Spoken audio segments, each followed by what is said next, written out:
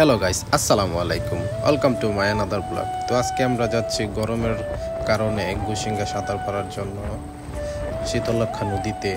তো আমি আর আমার একটা ফ্রেন্ড আর পিচ্ছি আরিফ, যে আমার সাথে সবসময় থাকে। তো আমরা তিনজন যাচ্ছি এক বাইক দিয়া। তো এখানে আমরা তিনজন যাচ্ছি, খোকনে বাইক চালাইতেছে। তো আরিফে মাঝখানে, খোকনে কি জানি বলতেছিল, বাতাসের কারণে শোনা যায় নাই। তো আমরা শীতলক্ষা নদীতে যাচ্ছি, কারণ শীতলক্ষা নদীতে আমরা সাঁতার পারবো, প্লাস কিছুটা সময় কাটাবো, আড্ডা দিব। দেখা যাক, আর আপনারা আমাদের ভিডিওর সাথেই থাকেন।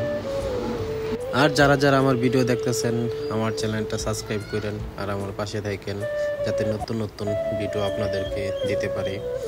আর আমরা এখন সিঙ্গার কাছে এসে পড়ছি। তো এখান থেকে আমরা কেনাকাটা করব, বলতে সিঙ্গারা নিব। এই সাইডে নিমটি আছে, নিমটি নিব। আরিফে খুশি, কারণ আমরা একটু আড্ডা দিব, তো ওই জন্য আর কি এগুলা নেওয়া। তো আমাদের কিনা শেষ, তো আমরা নদীর পাড়ে চলে যাচ্ছি। তো আমরা নদীর পাড়ে যাই, বইসে আড্ডা দিব। আড্ডা দেওয়ার পরে সাঁতার পারবো। সাঁতার পারার পরে আমরা আবার বাড়িতে ব্যাক করব। তো আমাদের সাথে থাকেন ভিডিওর। সিঙ্গার এই ভিউটা খুব সুন্দর, যেটা না লইলে নয়। তো আমরা জায়গায় এসে পড়ছি, বসে আড্ডা দিতেছি আর খাইতেছি। খাওয়া শেষ হলে আমরা সাঁতার পাড়তে যাব। তো আমরা সিঙ্গারা আনছি, সিঙ্গারার সাথে সাথে নিমটি আনা হয়েছে। এই কি খাবার, কি কামড় দিছে!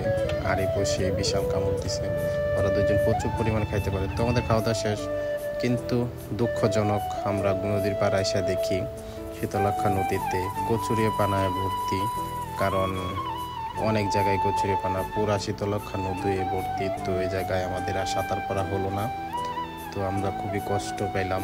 তো এটা নিয়ে আবার বাড়িতে ব্যাক করবো আমরা। তো আমাদের ভিডিওটা যদি ভালো লাগে আপনাদের কাছে, তাহলে একটা লাইক দেন আর আমার চ্যানেলটা সাবস্ক্রাইব করেন। তো আবার দেখা হবে অন্য কোনো ভিডিওতে। আশা করি সবাই ভালো থাকবেন। আসসালামু আলাইকুম।